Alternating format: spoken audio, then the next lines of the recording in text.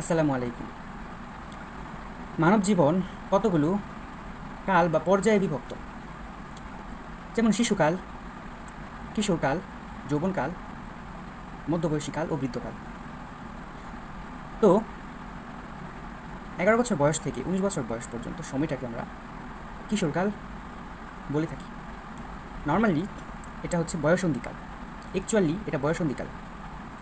বয়সন্ধিকাল হচ্ছে একজন মানুষের তার কিশোর বা কিশোরীর আচরণ থেকে পরিবর্তিত হয়ে যুবক আর যুবতীতে পরিণত হয়। তো এই সময়ে মানুষের শরীরে নানা ধরনের শারীরিক ও মানসিক পরিবর্তন ঘটে।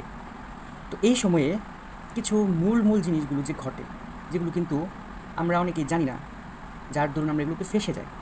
যেমন বয়সন্ধিকালে বয়সন্ধিকালে 11 বছর বয়স থেকে 19 বছর বয়স পর্যন্ত বয়সন্ধিকালে মানুষের শারীরিক যে পরিবর্তন, যেমন তার উচ্চতা বাড়ে, তারপর হচ্ছে তার শরীরের দৃঢ়তা বাড়ে, বুক চওড়া হয়, কাঁধ চওড়া হয়, তারপর আবার দাড়ি গোঁফ গজায়, এটা ছেলেদের ক্ষেত্রে আর কি।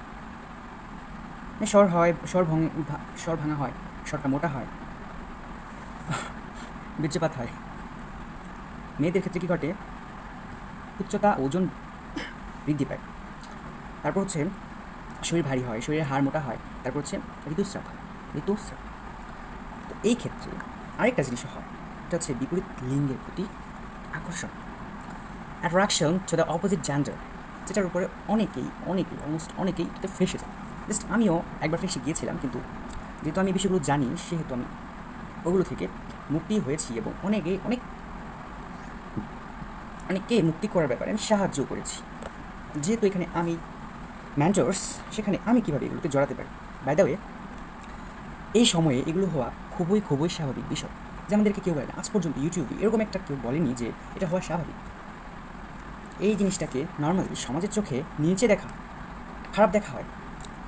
বাংলা ভাষায় ওই যে প্রেম ভালোবাসা করে, এটার মূল কারণটাই হচ্ছে এই বয়সন্ধিকালের মানসিক পরিবর্তনের কারণে হয়। কিন্তু এটার প্রভাব, এটার কারণটা কী, এগুলো আমরা না জেনেই একজনকে আমরা দোষারোপ করি। অ্যাকচুয়ালি ওর কোনো দোষ নেই। এর দোষ হচ্ছে যে ও এটা জানে না, যার জন্য সে এটাকে কন্ট্রোল করতে পারে না। সো আমাদের মানব জীবনে এই সময়টা অত্যন্ত গুরুত্বপূর্ণ একটা সময়। হরমোনের পরিবর্তনগুলো এই সময় ঘটে। সো আমাদের এই সময়টাতে সাবধানে, সুন্দরভাবে এবং নিজেকে এই সময়টাতে সেফ রাখতে হবে। সো এই ছিল আজকে আমার সংক্ষিপ্ত ভিডিও। ভালো লেগে থাকলে সাবস্ক্রাইব করে আমাদের সাথেই থাকুন এবং লাইক কমেন্ট করে আপনার মতামত জানিয়ে দিন। Thanks for watching.